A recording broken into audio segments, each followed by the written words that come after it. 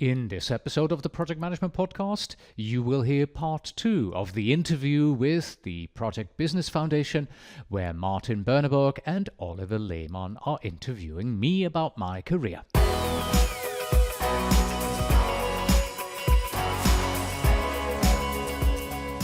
Hello and welcome back to the Project Management Podcast at pm-podcast.com. This is episode 454 and I'm Cornelius Fichtner. Thank you for joining me today.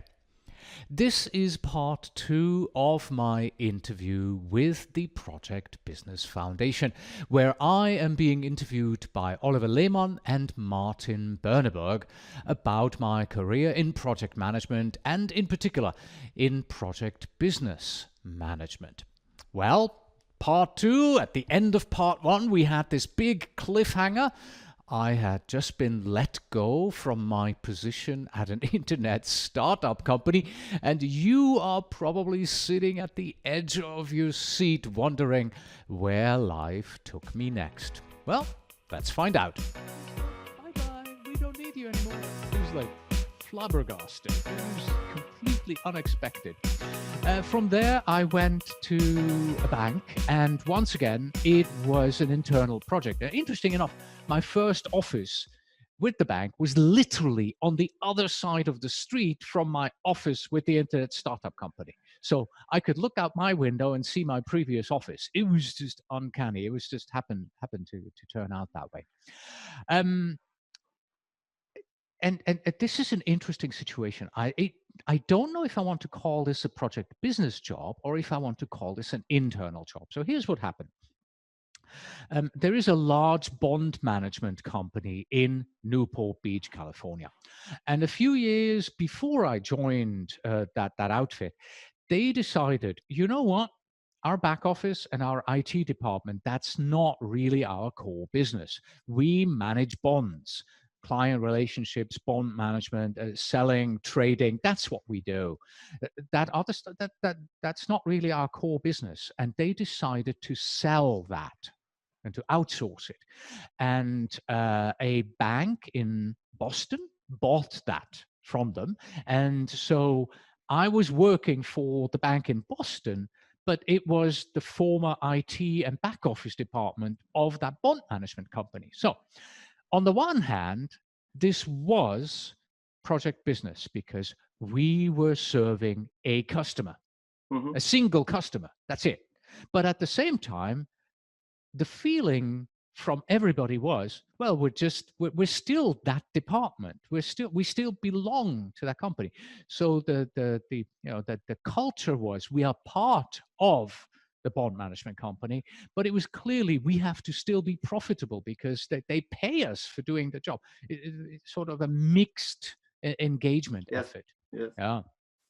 And you're speaking of culture there. Once that moved over and it was sold, did the culture change? No, it was still, everybody still felt like we are part of the bond management company. We are a department of the bond management company. And you can't change that because they're their only customer. You only work for them, right? You come to work with them. You work with them all day long.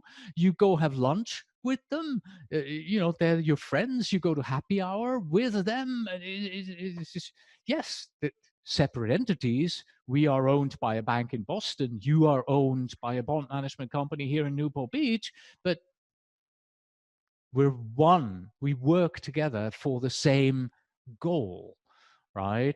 So that was interesting. Obviously, there was no time tracking. It was a sort of a package deal that was renegotiated once a year in terms of what's the cost, effort, and all that. And it took about half a year before I left there. I stayed for about 6 years. About half a year before I left there, they brought in the second customer, and that was like an earthquake through our departments there. It's like, what do you mean a second customer? We suddenly have to work with other people than our friends that we work with? Yeah. Yes. Yeah. I got this job and with the bank only through PMI. I was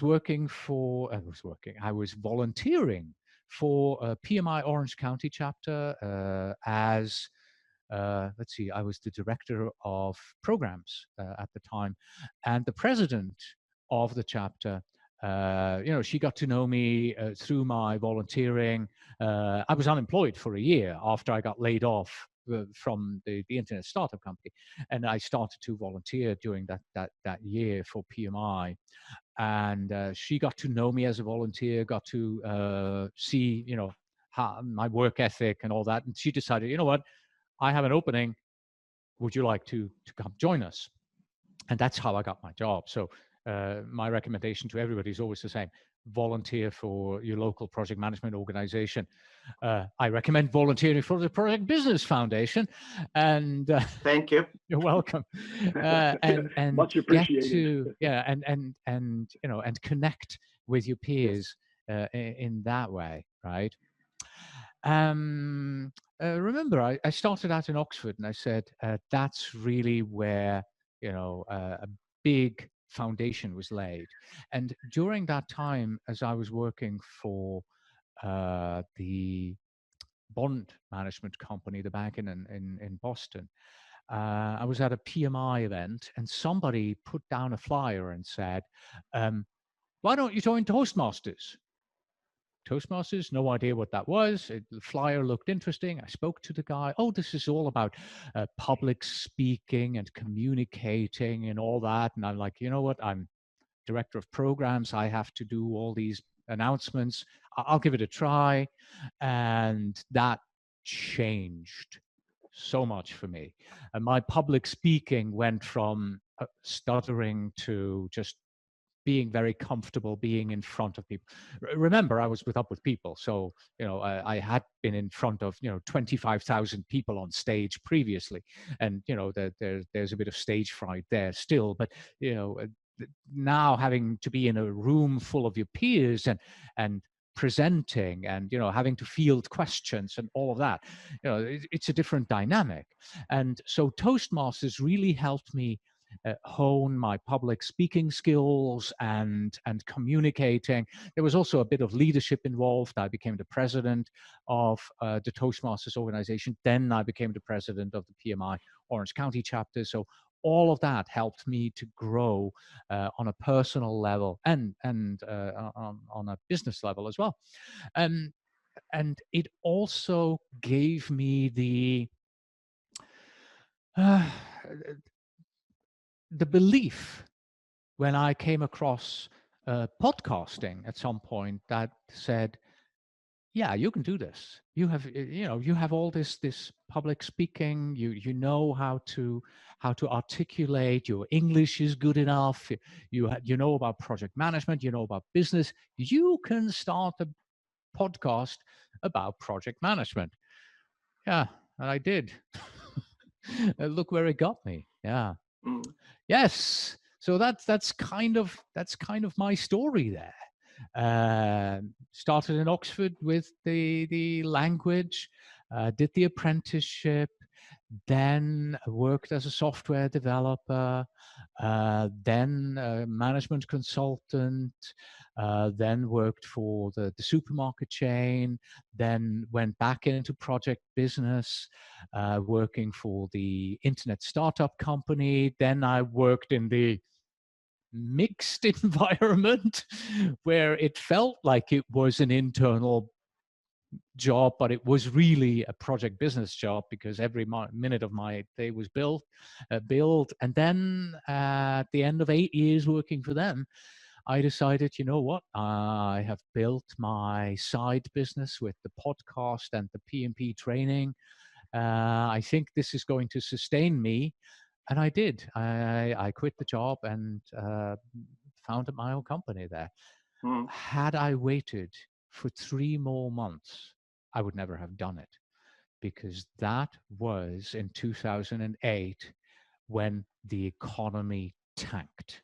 So 3 months before the economy tanked, I decided to get out for my own business, and then everything went south, which was in a sort of a strange way good for me, because so many people got laid off and were unemployed, project managers in particular, that they decided, I need to distinguish myself. I need a project management certification under my belt. So where do I get this?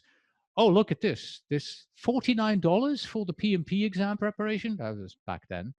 I'm not losing that much money. And they bought my product. They realized, wow, this is actually quite good. And, that helped my company grow as well, from one person then to today we're 22 team members all around the world. Right. I've spoken for about an hour. No, it's so interesting, and it's so interesting listening to you and to your experience. And I'm pretty sure a lot of people can relate to what you told us, and they have similar experiences. I have some questions here. I'm sorry, this was the reason why I had the trouble with the and somebody said that you have a nice shirt. Up. Yeah, but I have a question here. Maud Fakri, I hope I pronounce it correctly. Maud Fakri bin Nur has a question on maturity. Can you just ask Cornelius directly? I think he's still allowed. You're allowed to talk now. All right, thank you for the opportunity. Yeah.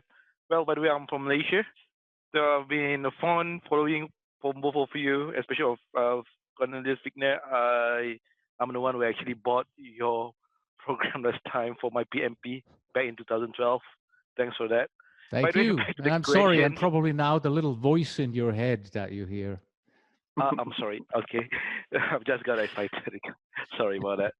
Okay. By the way, well, I'm looking, just like maybe you have experience where the environment or the practice of having a proper project management are not very strong, in the sense where there's no real practice, there's no real governance.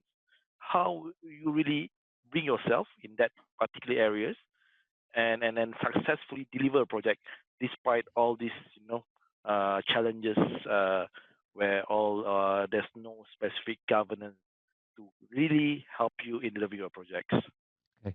Just to make sure I understand you correctly, you're talking about an environment where there is no governance, right? Correct. Right. And you don't really have a project management methodology provided by your company.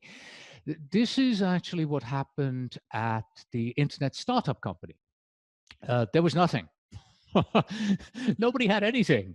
And we were supposed to deliver these projects. So what we did as colleagues, all of us project managers got together, sort of in a grassroots movement, and we talked to each other. And we developed our own methodology together. So there was nothing provided by the company, by the operations department or project department or sales, anybody. They just handed it to us and said, here you go, we sold this to the customer, help them install it. Right, and we've seen too many of us fail doing that. So we got together. We developed an approach that was an amalgamation and putting together all ideas. And okay, this worked for me, and this didn't work for me, and so it was literally the good practices that about 12 of us, I think, about 12 of us brought together and turned into our internal sort of peer-approved and peer-reviewed project management methodology, and helped build it. At some point, the company got wind of this, and they decided, you know what? This is useful. We are going to take this, and one of the logistics guys took it over and took it upon himself to then take this to the next level and make this into a more solid project management approach with the detailed requirements, specification documents, and phase gates and all of that. So it started as a grassroots movement. It was recognized by the company as, whoa, this is valuable. Let's really make this fit all the potential situations, and they then released it to us and helped us do that. Does that answer your question, Maud? Yes, it is. I think, yeah, I agree with you, all your points. At least we need to start somewhere. I Yeah. totally agree with you.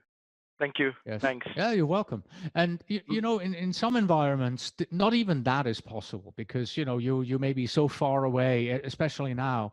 When so many of us working from home, it's really hard to connect with your peers. And if you don't have some sort of a project management methodology in your company, then start your own. But people always ask me, how do you start in project management? What's the best way to start as a project manager? And I say, well, you have projects. You are doing projects every day.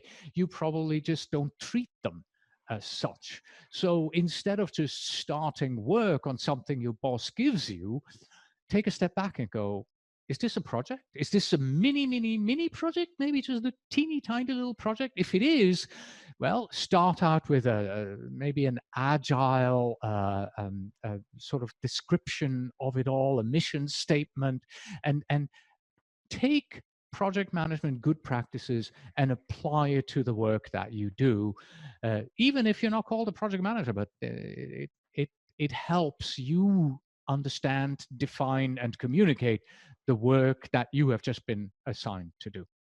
Do we have any other questions? Just a moment. Go ahead. May I add something on top of that? Yeah. What you just discussed with Maud was fair, important. It was the question of the organization and its project management maturity.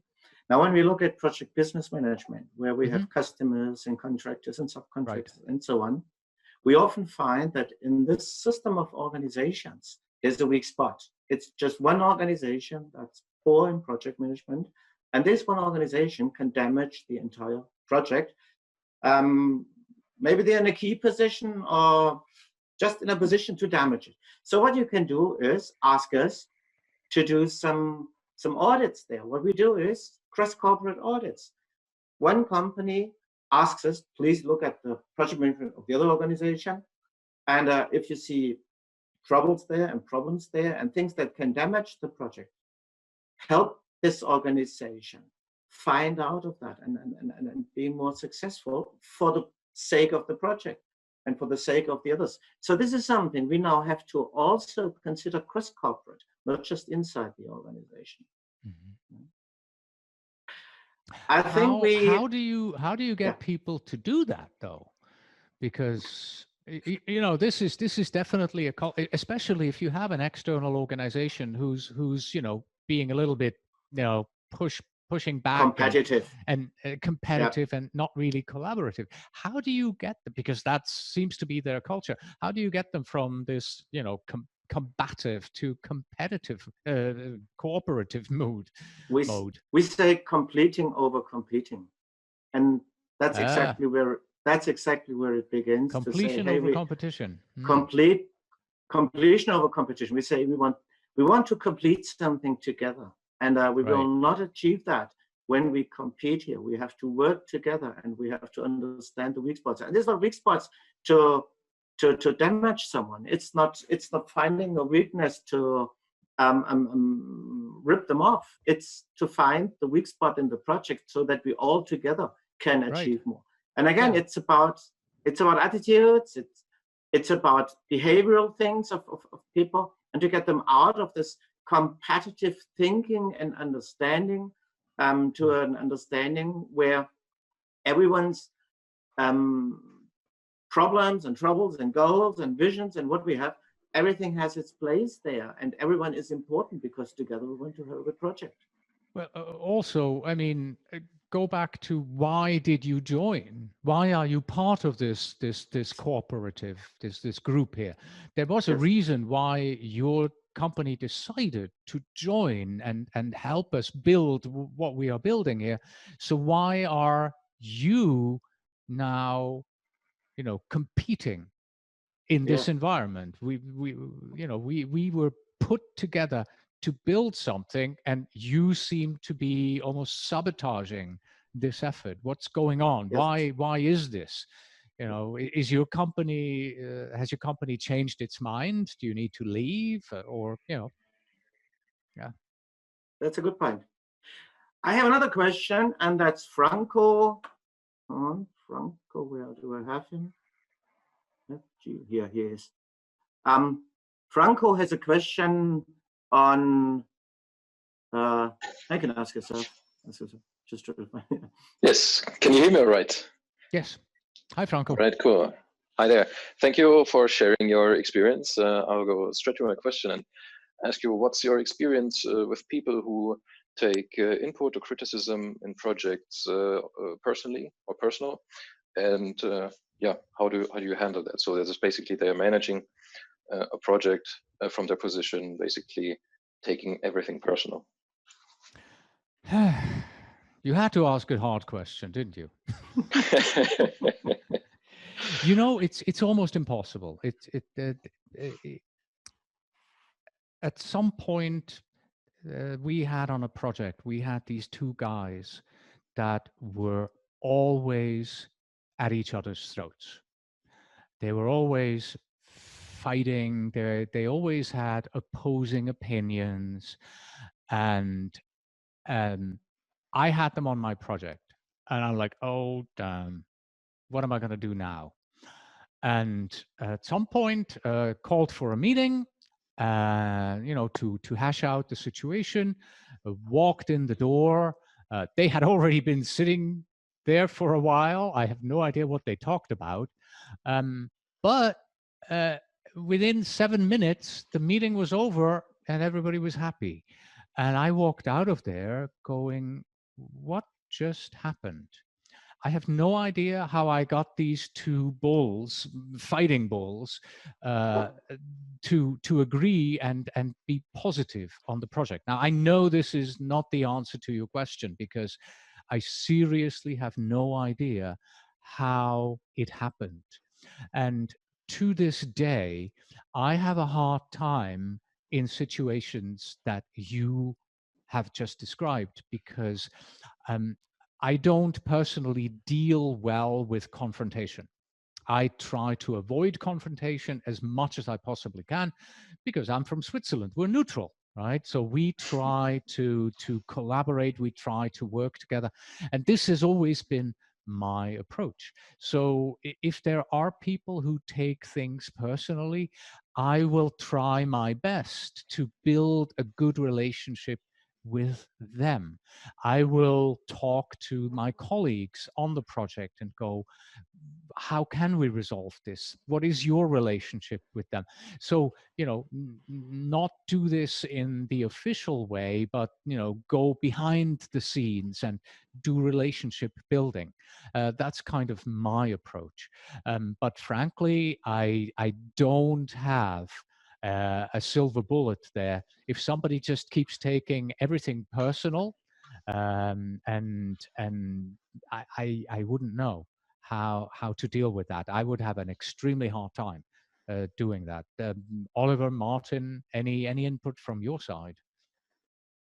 I think what you described, hitting the ball over to you. Yeah, catching it. What you describe is easy to understand, I think. A third party, if you have a conflict, it's not a silver bullet, definitely not.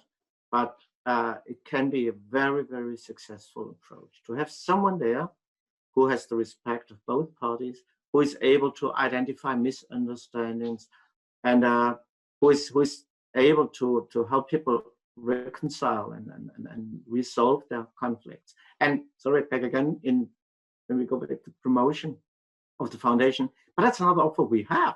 We have an offer not only to audit, which is also a third party, but also for ADR, alternative dispute resolution. We bring people in who can do mediation, and that's very much this respect from both sides. Or more formal arbitration. We have contact to lawyers that we can bring in and that can help do arbitration. And we have them even for different legal systems. We have someone for British legal system, and we have someone for European legal system, and from Asia as well. So we have people even there who can move and can behave in different legal systems. the formalized arbitration or informal mediation, these approaches, I think, are very, very powerful. And we said it was 6-7 minutes and the thing was done. Then this simply says how much they were in need for such a third person. They responded immediately. They will not do this always that quick. But a third person is a very strong help in such situations. Yeah. Martin, what do you think? I totally agree. In the long run, ultimately, people run their course with that kind of attitude. But in the short term, it's very hard to get a handle on them. And I've personally found that the best way to deal with that is actually to confront it in a very friendly manner and fashion, and simply get to that exact point that we were talking about earlier. It's completion over competition. And ultimately, that is an argument that no one will contradict when confronted with it. That's the nice thing, and that's a door opener to hopefully once one can have a friendly conversation about what appears to be a problem that will hinder the successful completion of the project. One has an open door and hopefully an open ear to address this whenever it occurs. Yeah, I'm wondering if this is also different in a situation where we're talking about an internal project versus a project business situation, where you have to deal with an external customer who is like that, who just takes everything personal. And there I could easily see that if that external person is the business owner, then it is personal, right? Yeah. This is about my life, this is about my baby, my business, and I'm taking everything personal. This is just the way it is, because this is survival mode that I'm in. So it may be the approaches that you need to have are going to be different there. Arbitration, legal arbitration may not be the way to go.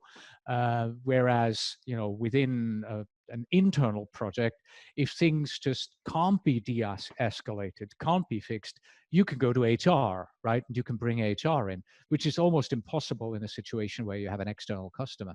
And there, I think your approaches have to be quite different as well. Yes. Yeah. The problem that we add is business interests, different business interests inside the organization. There may be some different interests between departments or divisions or so, but in the end, the organization has a common business interest. In project business management, we bring organizations together, and first of all, they have different business interests. Now we have to bring them together, and that's what mission success first means. That's what completing means, that we bring them together, and that's how it works. They do not just fit together. They are originally incompatible, these organizations, and now we have to make them compatible. So that's how it works here. And I think that's the difference, and that's where we have to start here with our environment. Do you agree to go on with the discussion? I know that we said 1 hour and we extended this hour. We already over? Did I talk that much? It's so interesting. Let's take one more question, if we have one more question then. We have not only one more question. Right. Okay.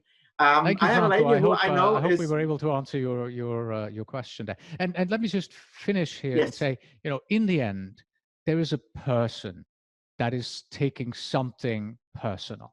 So, you have to deal with the person themselves. So this is something, you have to go to them, you have to work with them, you have to help them, get over this. That's in the end, no matter where you are and how you do it, it's a personal matter with a human being that you're dealing with. Okay. The next question comes from a lady from Italy. I met her already online, as very passionate, but also very business oriented and with a lot of business acumen. Viviane. Buonasera, Viviane. Buonasera. Buonasera. Keeping me quiet, it was like cutting my wings. So it was really great listen to the story, Cornelius. Thank you very much for sharing.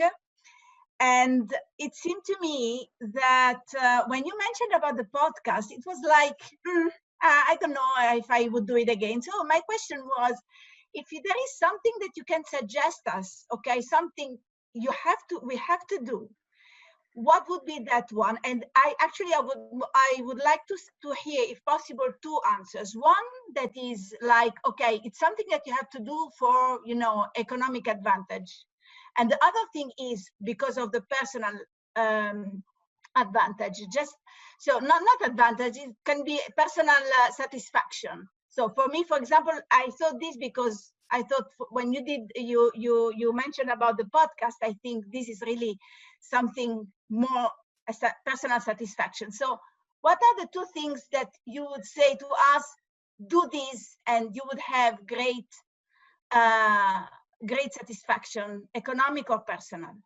Right. And you're talking here general. You're not necessarily talking about project management. You're Project talking management. No, project management. Absolutely. Project management. Okay, good. So and possibly business. All right. So we're looking for something personal satisfaction, and we're looking for something that gives you professional advantage. Okay. The one thing that I don't have, and I'm not sure if it's that important, but to me, it has always seemed like I'm lacking it. I don't have a formal academic education. Like I said, I did an apprenticeship. I started out in the business environment, and I grew to where I am just through sheer, experience and seeing into so many different companies. But now that I am the president and CEO of a company with 22 people, I notice that I have a lack of formal education. I have a hard time understanding just reading, the profit and loss sheet and understanding where are we making money, where are we not making money. Mm-hmm. So the formal education there and understanding how a business works from a top level, not just necessarily, the project management side of it, but the business side of it. Not necessarily getting an MBA or something like that, but having a good, solid education on what a business is, how a business works, and all, marketing and logistics, and getting an understanding for that and having that under your belt. Formal training, I think that is quite important to have. At least I now find it to be lacking on my end because I never got it. Right. So, and here's the interesting thing. I did an interview with, oh God, I don't remember what his name was, but he was working for one of the casinos, the casino companies in Las Vegas. And he was moving from department to department, managing projects. And he said, my goal is to use my project management career to learn about individual departments and really understand them and analyze them and see how they work and what they do and learn from every project I do so that I can become, in the long term, a senior management, vice president, president in the organization because I understand our business. And I thought that was actually quite a good insight because as a project manager, unless you are, siloed into one area and you're just doing logistics projects and nothing else, or just doing IT projects and nothing else, you get to see and have insights into these various areas of the business. So if you can't get the formal education, that's one way of getting into it as well. But you have to be interested. You have to be really analyzing it, taking it in, learning about it. So to me, I've always said this, after that particular interview, that project management is a means of really getting to know your company and learning about it over time, obviously, as you do more and more projects within the organization. And then, so that's more on the, the helping you professionally. But what about the, what gives you personal satisfaction? There's this really, the stereotypical saying, do what you love and you will never work a day in your life, right? Yeah, fine. But how do you find what you love? I didn't know that really I enjoyed teaching and training and doing the podcast and public speaking. This took a long time for me to find it. And if you look at the careers of many authors and famous people, you'll realize for the first 40, 50 years sometimes of their lives, they were just plugging along until they found their thing.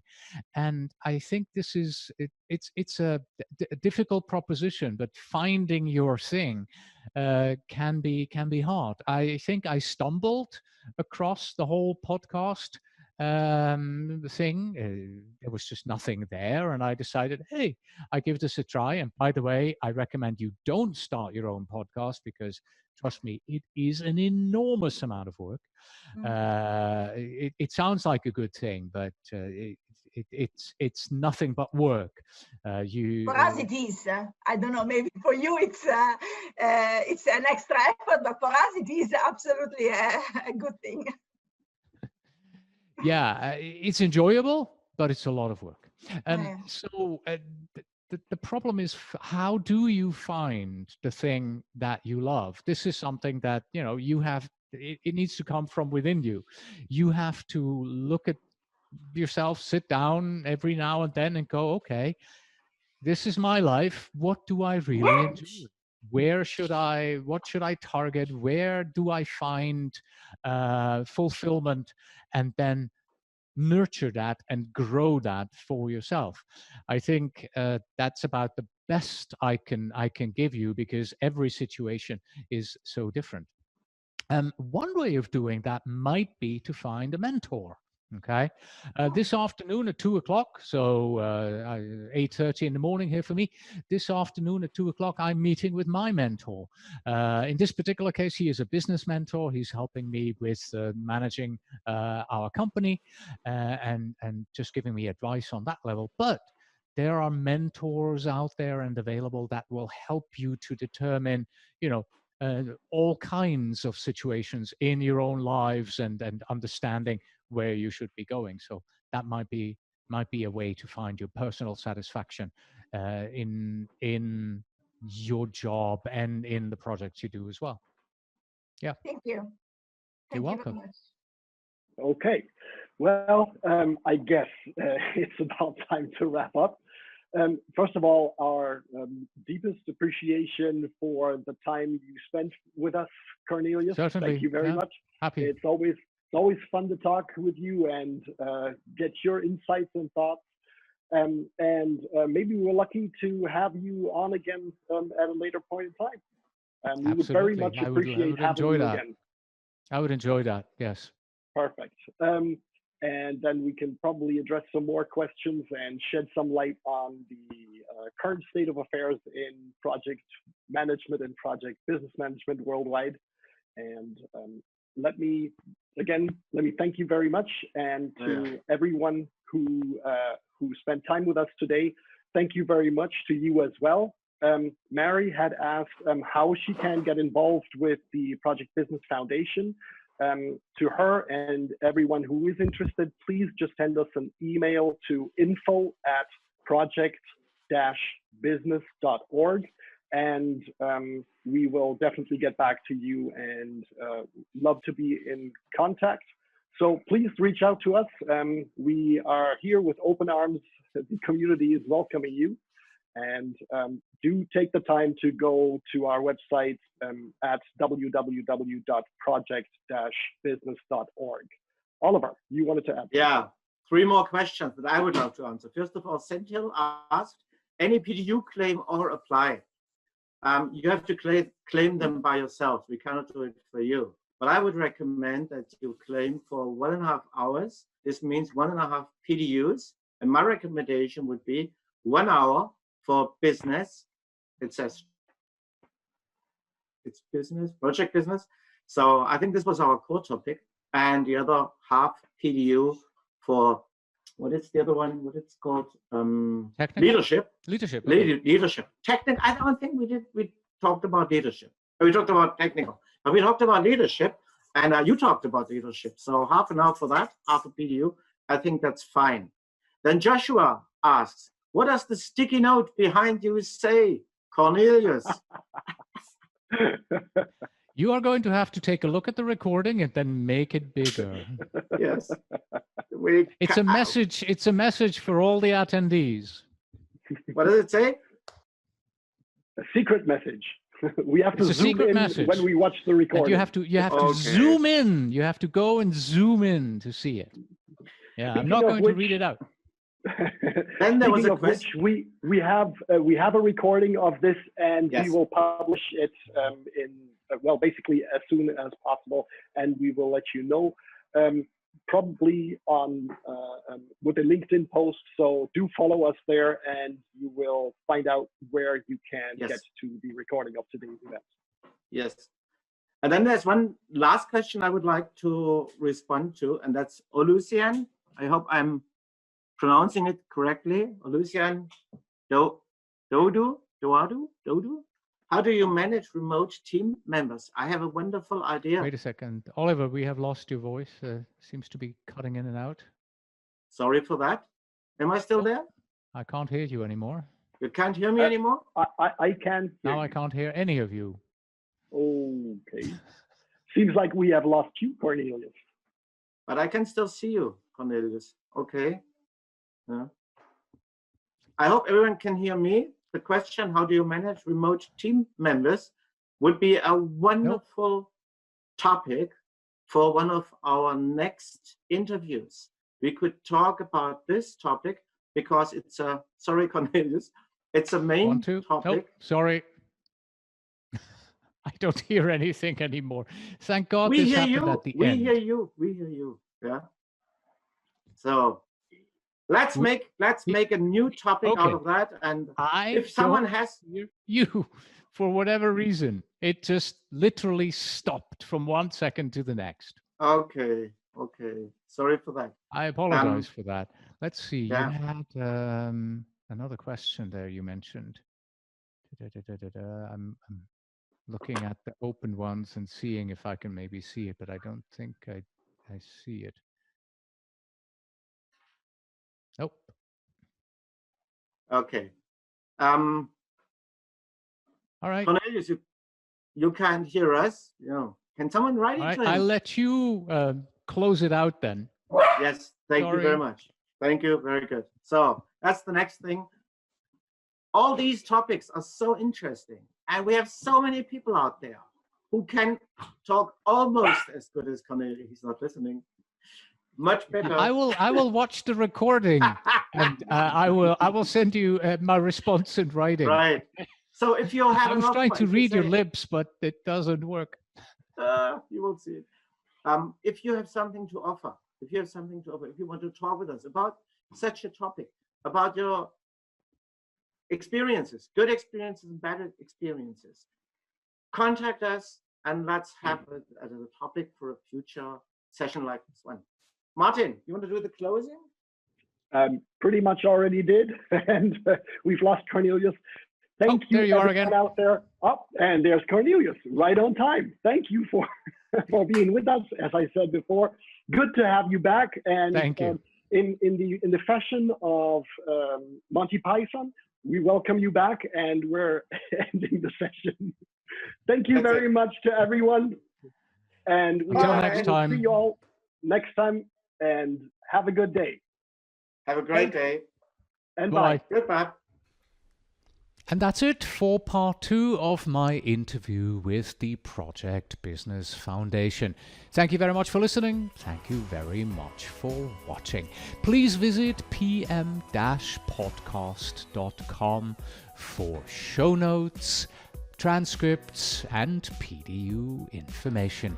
Our email address is info@pm-podcast.com. Once again, thank you so much for joining me today, and of course, until next time.